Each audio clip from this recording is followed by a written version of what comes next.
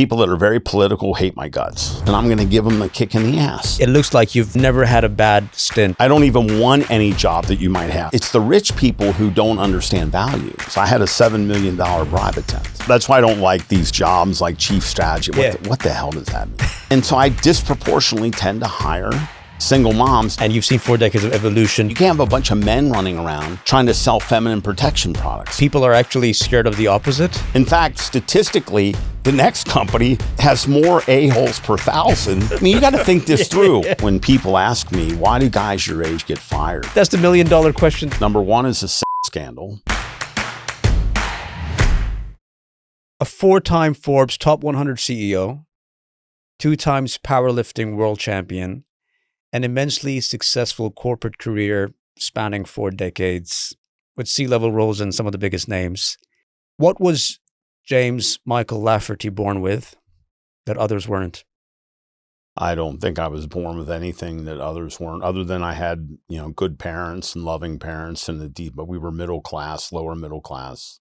I think it's about your experiences. And if you understand your past, you understand where you're at, you understand how you think about things. And I had a series of sequences in my life that basically formed me. It wasn't a genetic thing. It wasn't my family. It was situations. And the first was I was bullied massively from age 6 on. I was the kid that cried. I was the kid that all the kids on the bus picked on. My mom used to go to the school bus stop with me and guard me. And then everybody was polite. This was in the late 60s, early 70s when kids were polite. And then we'd get on the bus and we'd go over the hill. And the minute we went over the hill and my mom was out of sight, then they started punching me and doing all of that. Why? Because I was the kid that would cry. I mean, bullies gravitate. Bullies know who to pick on. Okay. And I was that kid. I was thin, scrawny, very sensitive, very caring, and I would cry easily and that empowers a bully. Right. And so, bullying is a fascinating thing because bullies themselves are fundamentally insecure. Yes.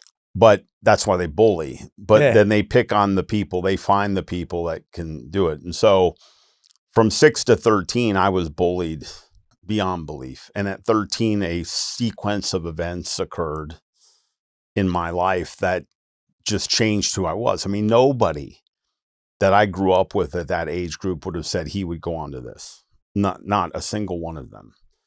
But what happened is things happen in my life, and then how you deal with them, it matters. And, I call them defining moments. How do you handle these defining moments in your life? And it's, as a father of 7, this is something I'm obsessed with because of my own children. How do I help them navigate these moments, because my parents didn't even know what was going on. 13 is also the puberty moment. Yeah. And so what happened? What happened at that time? Happened. Yeah. The first thing that happened is that I broke my collarbone on a skateboard.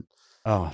And I'm in this sling and splint and cast and everything. And I had to stay in it for X number of weeks. And when I came out of it, I had all the muscle atrophy I was skinnier and skinnier. I had no muscle and I couldn't even shoot baskets. And so I wanted to try out for the basketball team.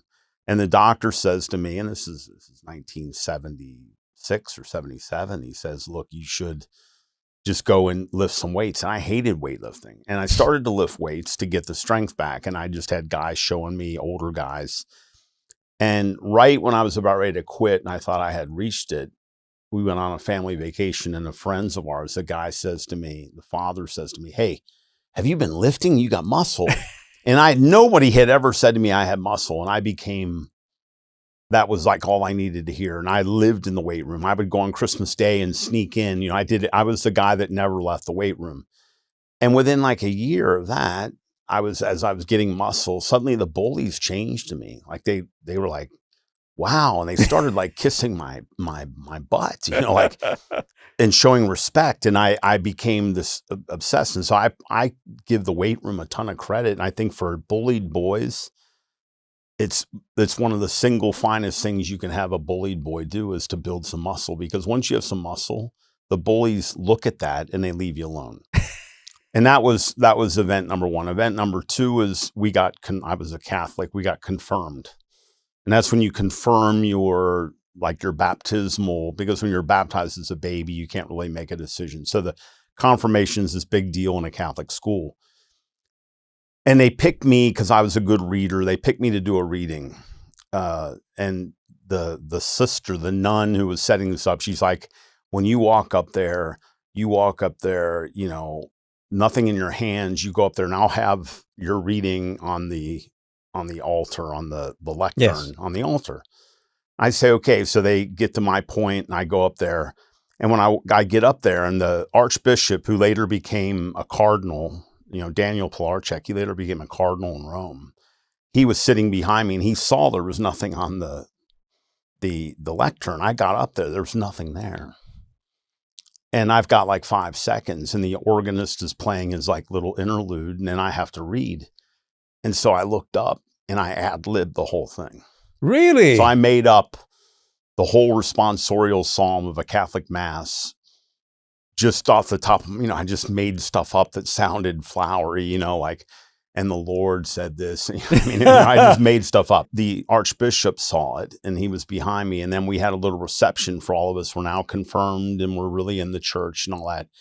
And he comes up in front of the church. He says, you know, the greatest example of poise I've ever seen in my life. And he pulls me up on stage and all my classmates, like nobody knew that I was up there ad-libbing. And he made this like announcement. And then again, everybody started looking at me differently and my confidence took off. And that was the beginning of everything.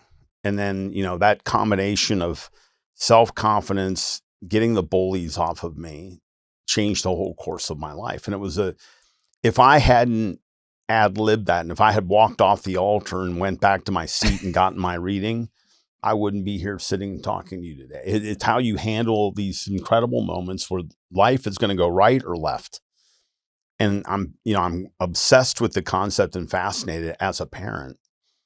How do you manage these things? So that got me going. And then, you know, I started making decisions at university. I said, you know what? I want to be number one. And I studied hard enough to be number one. And then I would do a sport and I would train. I was very focused. I would train. And when I went into P&G, I said, I want to be number one. You know, I want to make it to the top. I want to make a CEO level. And I learned that if I go after it, if I stay focused, if I put in the time and I put in the effort, I'm disciplined, I can really achieve almost anything. And so that was and it all came out of starting at 13. It all started in 1976, 1977. It's the thought that goes through your head when you've been able to do something like this, that you look at yourself and you think, okay, look, I can do this. Other people look at you and they say, and they're like, yeah, definitely. You know, he's got it. He's got something. And is that what then propels you to that? Yes. To think that, okay, you know what? I've got this. Success becomes contagious in yourself and also failure does. And you start to, you know, I see people that quit. I know them in my own family. They quit everything quickly. And so their whole life is just a string of failures, but they never stick with anything. Yeah. They never learn the lesson of persistence. I mean, you know, I tell everybody, like, powerlifting, come on. In high school, in one high school in the US, one out of thousands, I was maybe top 10 in my high school in strength. Now, how does one top 10 in one school translate to winning a world title in weightlifting? It's persistence, because when we were teenagers, everybody was lifting. That was how you got girls. You know, that was it was aesthetics. You know, I want to look good. I want to go to the beach. I want to look. Now, then you get into your 20s. Half the people drop out because they get jobs and they don't care anymore. They're not playing sports. They got married. They don't care. Then you get to your 30s. Of the 50% left, half of them drop out. So now you're down to 25%. At your 40s, another 50% of the chunk that's remaining, now you're down to 12.5%. And then by your 50s, it's another half. Now you're down to 6.25. And by your 60s, it's 3% or less, because it's just a dropout. Now, in that period of time, I never missed a workout. You know, for 45 years, I never missed a workout. And when you say a work, I mean, how many times would you be working out a week? 3-4 times a week. 3-4 times a week, powerlifting. Combination of stuff. Right. So it wasn't just purely powerlifting, but what happens is as I got into my 50s and 60s, I started winning everything. And it wasn't that, oh, I was always the gifted guy. It's like it's last man standing. My competition is either dead or they've given up a long time ago and I just passed them. And it shows you the power of persistence. If you stick with anything in life, you will win. You know, it reminds me of an interview I saw from George Michael. So he actually talks about it's actually the things that you don't have that make you a star. And because you come from some sort of insecurities that you had in childhood, and then which then forces you into doing something because there's this gap that you want to fill inside. Right. And I agree with him. and whereas if you had the perfect childhood, there's nothing to fill. Yeah. You know, so there's no gap to fill. So you don't have to go the extra. You never have to go the extra mile. Absolutely. Right? This is a longer question, okay, and it would be interesting for anyone watching who'd be who's in a leadership position right now in a corporate setup. So when we, as a recruitment company, see a lot of profiles, we'll see a lot of those 12 to 18 month assignments where things really didn't go as per the mandate. On the other hand, your profile is extremely fascinating because it looks like you've never had a bad stint or assignment.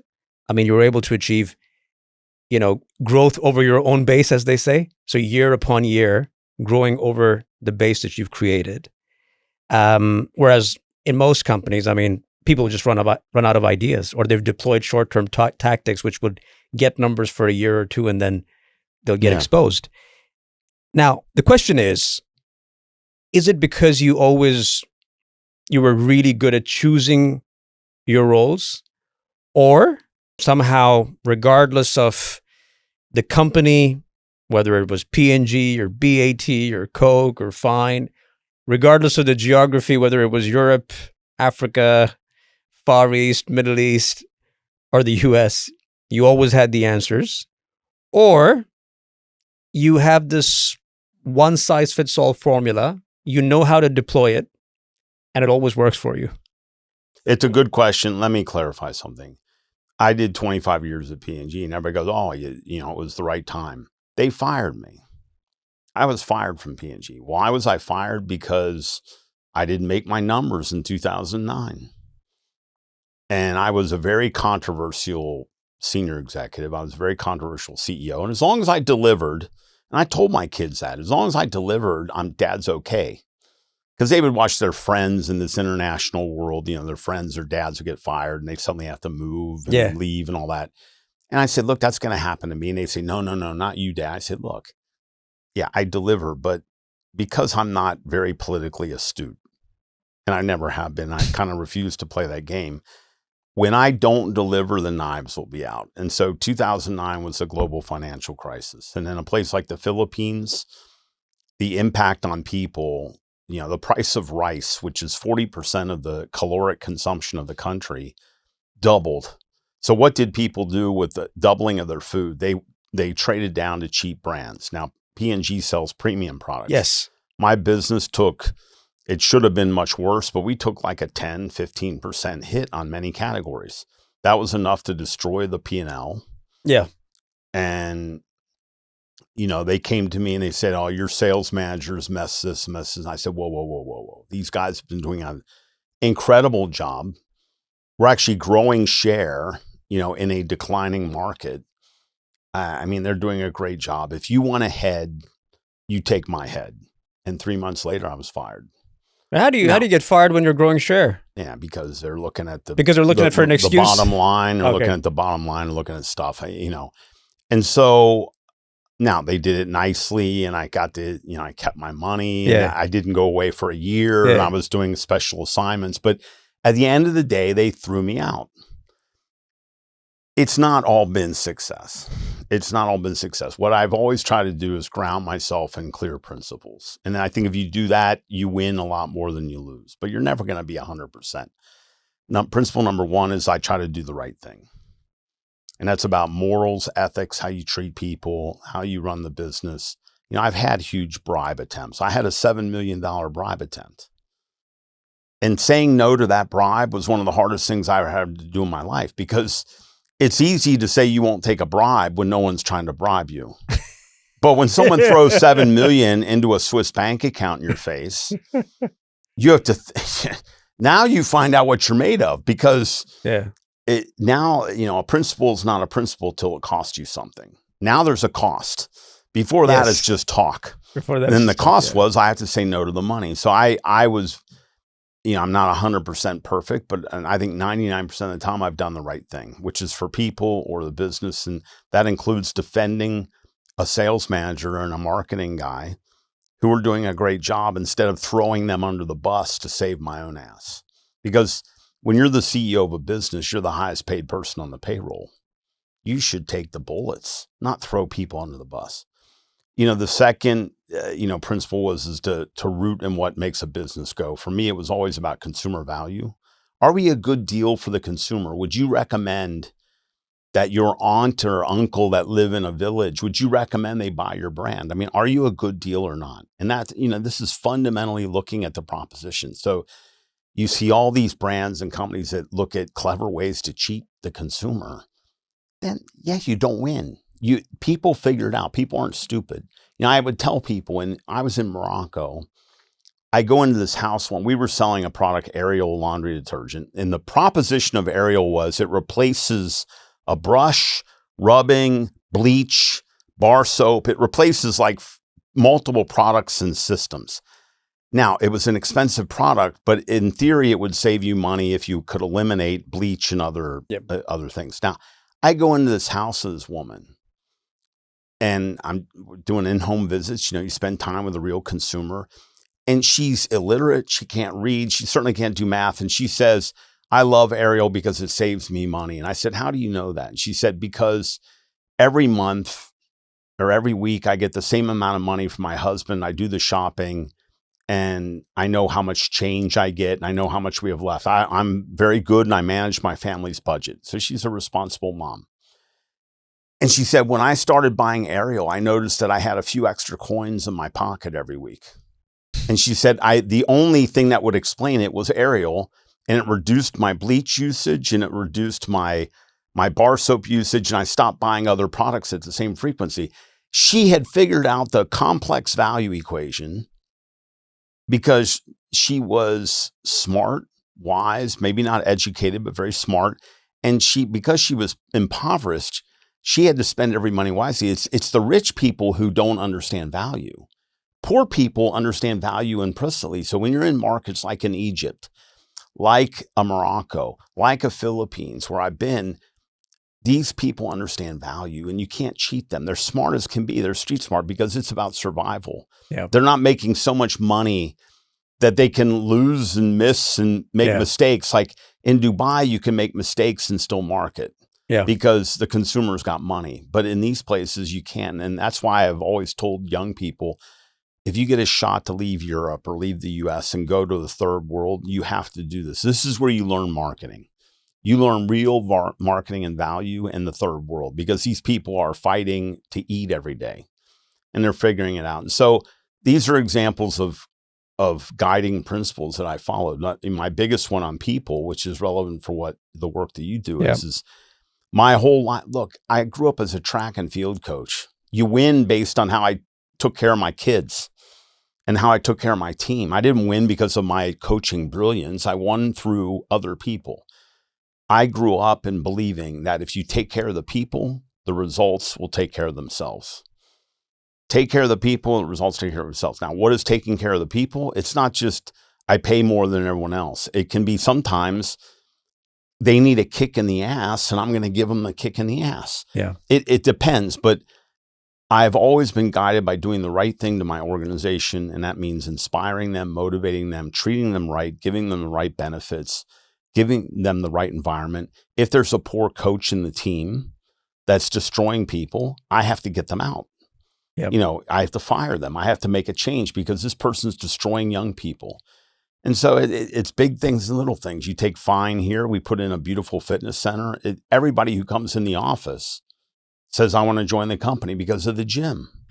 They say, wow, I mean, because it's as good as any gym in Dubai, a private gym, a commercial gym. So I did that because we could do it inexpensively, and it was a good thing for the people. And letting people work out at lunch and work out before work and work out after work and have that convenience to just go right downstairs and hit the gym, this is a benefit.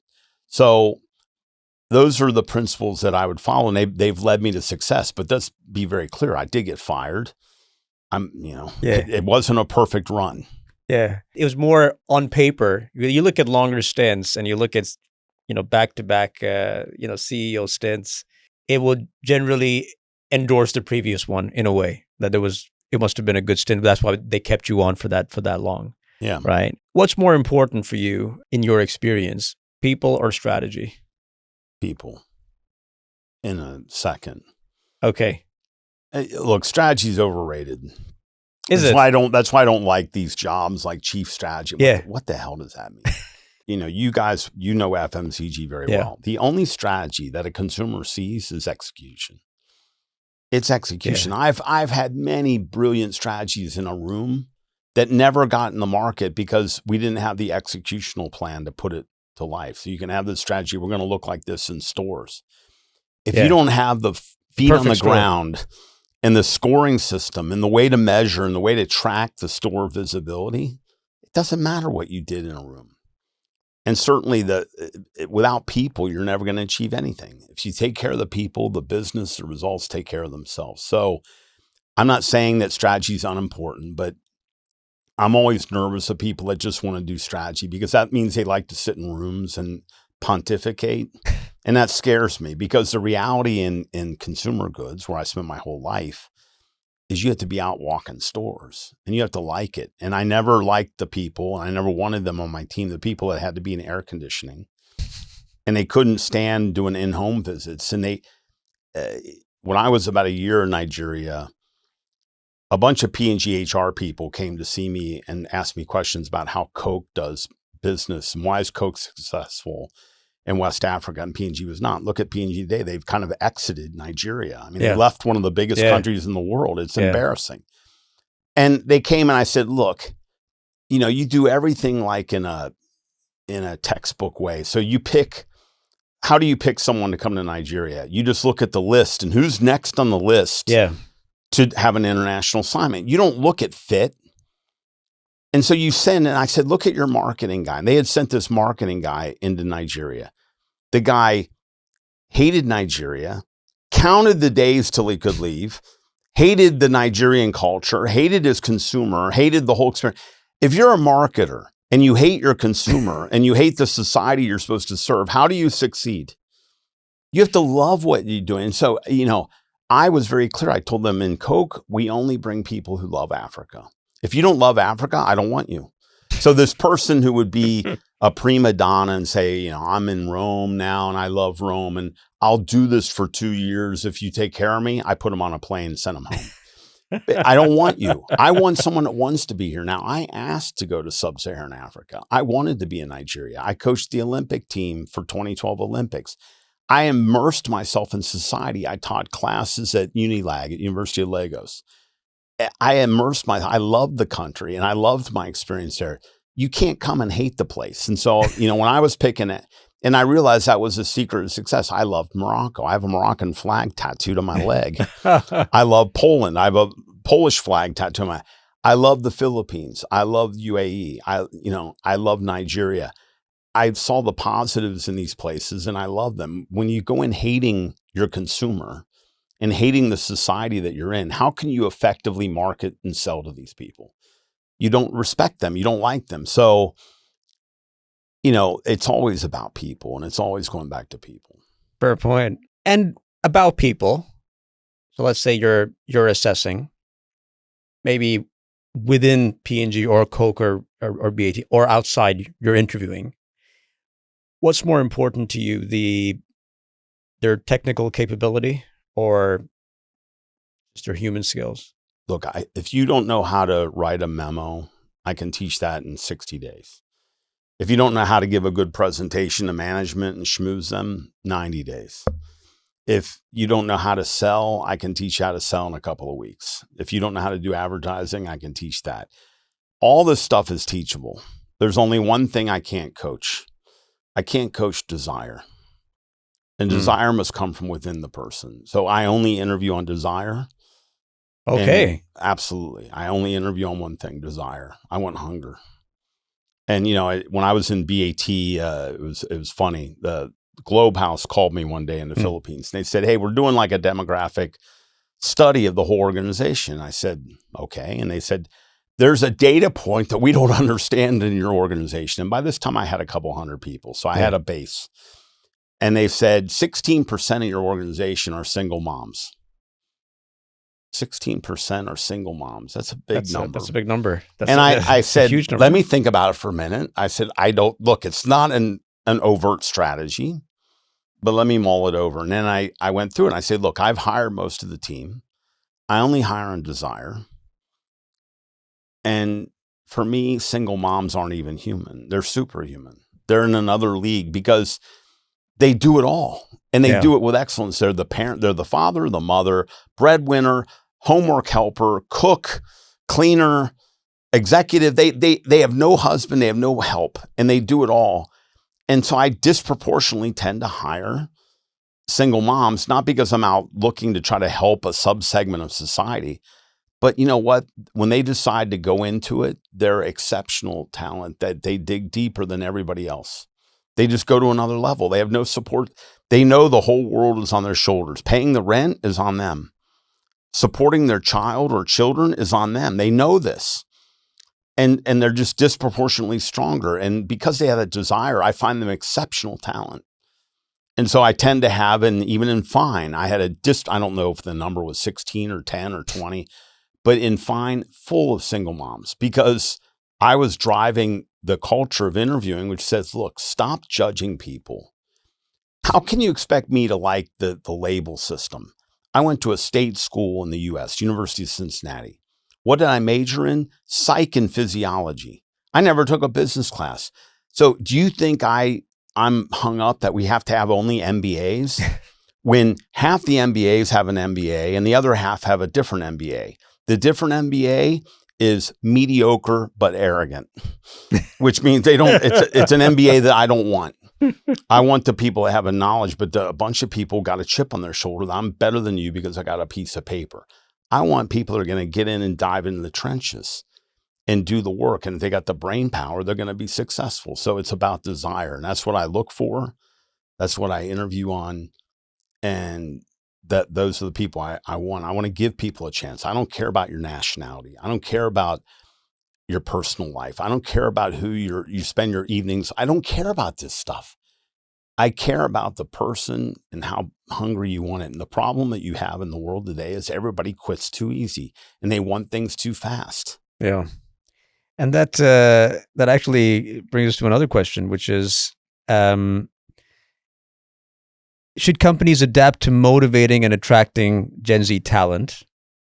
Or do Gen Z need to change themselves to adapt themselves to the company they work for? Look, I'm a baby boomer. I'm 62 years old. How do you see the generations? To be honest with you, I find this generational debate to be the biggest bunch of BS I've ever seen in my life. Because I had in Fine like a whole ton of Gen Zers. And some of them were unbelievably outstanding and some were less than outstanding. If you take the Gen Xers, I found some of them outstanding, some of them less. If you go back to the baby boomers like me, some are outstanding. This whole thing that the people are different and that I still think that people are motivated by the same things. Now, there's certain issues that Gen Zers have grown up with and the digitalization of the world and the impact of social media, but I feel sorry for them. Look, when I was in high school and I did some stupid stuff, but there's no photographic image of it and there was no social media. So it's just when I run into friends from high school, they go, oh, remember what you did and you were water skiing and you pulled your bathing suit down and now you make a mistake in life and it's on YouTube and these kids get 1 million hits and they end up contemplating suicide. I don't sit there and bash them. So these people that bash, like Simon Sinek, bashing the whole generation, this is BS. You can't say everyone born in a 10-year period has the same tendency. I have found some of the Gen Zers to be exceptional. Now, what you do is they're still humans. They still want to be challenged. They still want to be where they're appreciated. They still want to feel that work is important. You create an environment around these fundamentals. You don't need a special Gen Z program. And I never had any problem, even as a baby boomer. And I'm the last of the baby boomers. Yeah. I mean, it ended in 65. I was born in 63. So, I'm at the very end of the baby boomer. Most baby boomers are even dead now. You don't need a special program, but you need to still care about people, and you still need to create an environment that people love to join and hate to leave. That's the essence. I always try to create an environment that people love to join and hate to leave. And then that's by having competitive salaries, competitive benefit packages, doing things differently. When we wanted more women in fine, I mean, why wouldn't I want more women in fine? The company sells a product that is 75% purchased by females. Yeah. Toilet paper, tissue paper, diapers is bought by the mom. You need women in the company to run a company that caters to women. You can't have a bunch of men running around trying to sell feminine protection products. You need women working on these businesses. Now, to attract the women, we did lots of things. My predecessor, I give him credit. He was the first to launch the menstrual leave.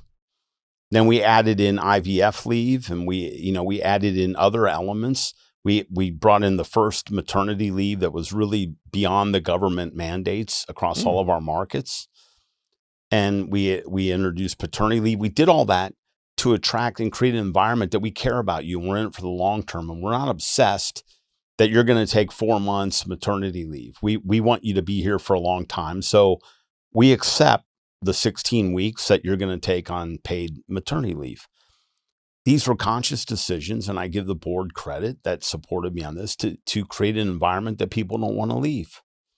And I think it worked. My biggest problem in Fine was that we didn't have enough turnover, because I do think you need some. You need some turn. You need some to, bring fresh ideas, and you need to always be. It's brutal, but it's reality. You need to always be pushing out the bottom part of the company, and renewing and bringing in greater potential. You get stagnation when there's no change. And so I do believe in some turnover. I believe in a 10%, 10%.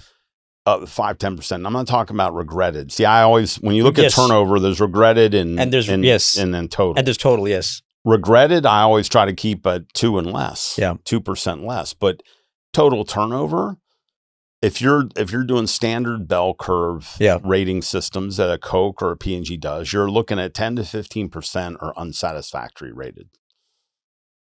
10 to 15%. Now, of that range, the vast majority, you should be thinking about what's next. Now, some you're going to push hard. You say, I can save them and they can improve. But a lot of them that maybe, especially if they've been 20 years in the company or 15 years in the company, it may be time. They've lost their enthusiasm. They've lost their mojo. They're living off of the history. When people ask me, why do guys your age get fired? I say there's only 2 explanations. It's always 2. Number 1 is a sex scandal. This is standard stuff for men 50 plus. That's number 1. Number 2 is they forget the Sisyphus principle, which is you have to re-earn your pay every day. And they go to sleep and they say, look at all those plaques on my wall. Yeah. Look at all what I won. I was salesman of the year 20 years ago. Yeah, it was 20 years ago. And they don't want to step up. And sometimes in a company, very senior people who've given their life to the company, they aren't pulling their weight anymore. And they're very expensive, because what happens when you're 50, you know this. You know this better than me. Yeah. When you're 50, you're at the top of the pay curve. And so you're very expensive. And if you're not pulling your weight, it's a massive impact on the company, the cost of the company, the balance sheet, everything. And so you have to make these changes, and you got to trade for it's not age discrimination. It's not you're not covering it. And see, that's why I love pro athletes. They understand this. I mean, do you think that Zidane would come to the French team and say, "Hey, I won 2 World Cups for you. You owe me. I know I'm 55, but you owe me." See, sports people understand when you can't perform, you get fired. Yeah. But the business people, they often completely oblivious, and they think there's some credit system where because I did something good years ago, I earned the right to now fail. Not true. The point you made about the women, the single moms, is fascinating because, I mean, what we see here, and you come across this, is that people are actually scared of the opposite. That, oh, she's going to be busy. She has a lot of baggage. She's going to have a lot of other things to look after other than the work. So I'm not sure whether she'll be focused enough. And what you're saying is the complete opposite. So absolutely. So I think people have got it wrong. People have got it. The only good thing about that view is it leaves more great talent for me to pick up because the competition isn't as intense.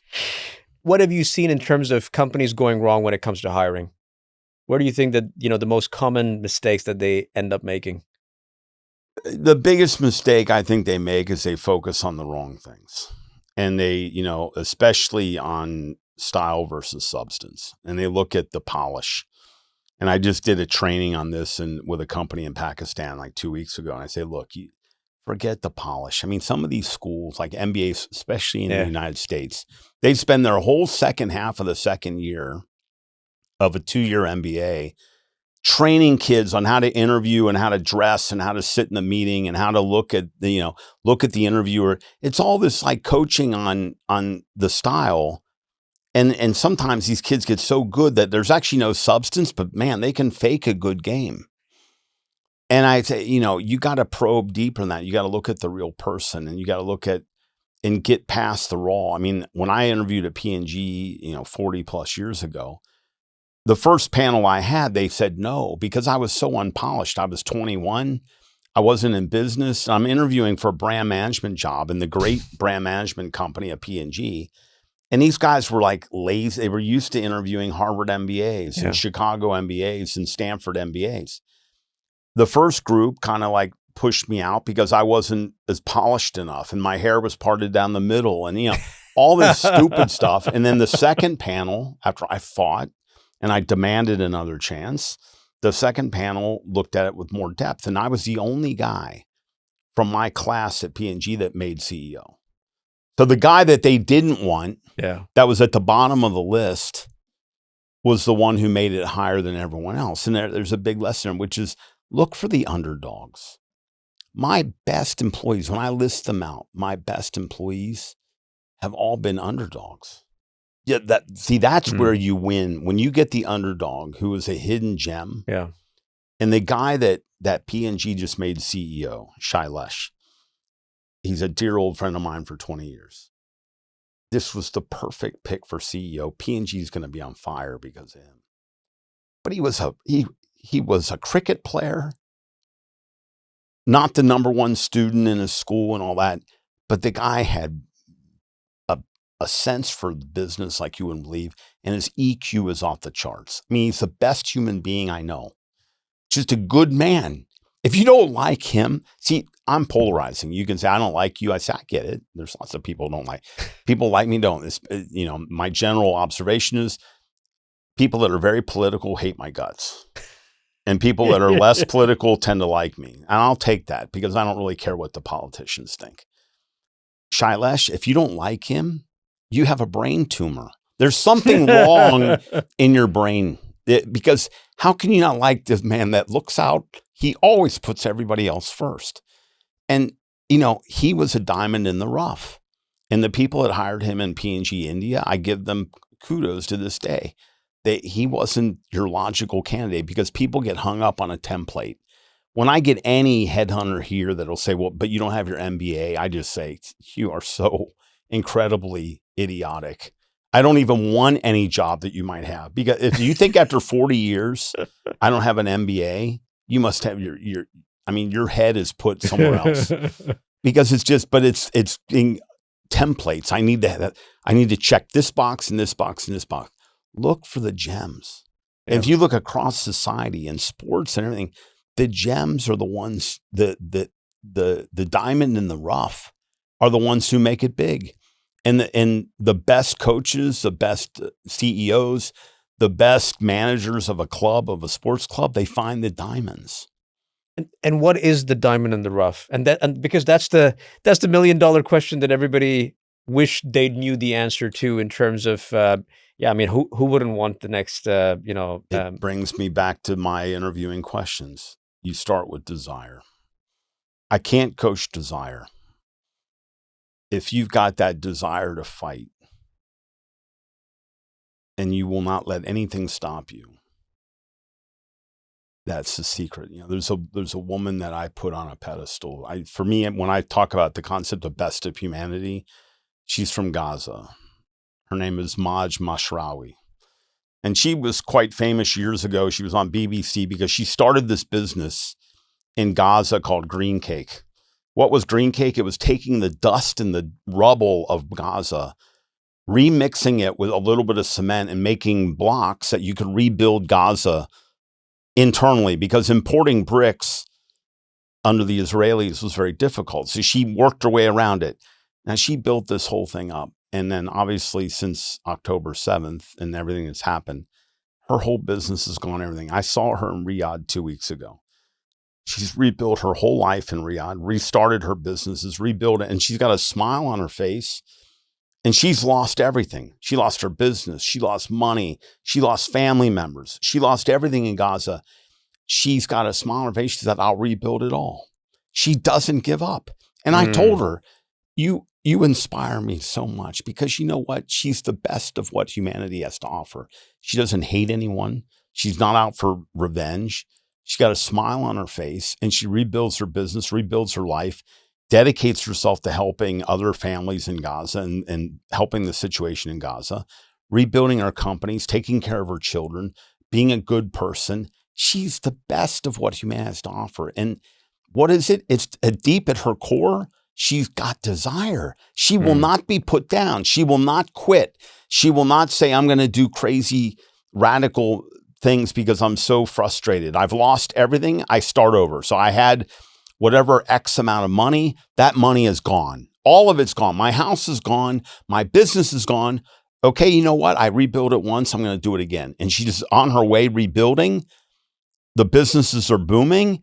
And what do I say? I say, she's unbelievable. And so it's people like that. And maybe she didn't go to the best school or she didn't ever, but you say, when you interview her and you talk to her and you meet her, you say, this person doesn't know how to quit. That's what I want. Because quitting is everything. And that you get from the interview. That you will get, that you will gauge from the interview. It's not always perfect, but look, I ask every person in the interview the same question to start. I say, what's the roughest moment in your life and what did you do? Now, sometimes it doesn't get much and I have to go to alternate questions and alternate. What would be a good alternate question? Failure. Typically what I do is I go to transition periods, which is they move from job to job to job, or they move from like this school to that school. There's movement. Yes. All I do is I simply say, tell me what your thinking was at that time. Now, as I go through the CV, you'll pick up very quickly if these are quitters. Right. See, people quit for only two reasons. They quit something. Either they're running away from a situation that they don't like, or they're running to something that's amazing. The vast majority of the world runs away from what they don't like. I don't want them on my team, because you have to put up with, you have to do shit that you hate. Yeah. You have to put up with tough times. Yeah. In a marriage, when I tell these people that will go on LinkedIn and say, I hate these people who ask questions like, why did I quit my job after 6 months and I keep changing? I'm doing it and you shouldn't care. And all. Yeah, I do care. And your argumentation is a total BS. Because what you do is every time you hit an issue and a rough moment in the job, you quit and run to the next job. I need people that will stay in the game.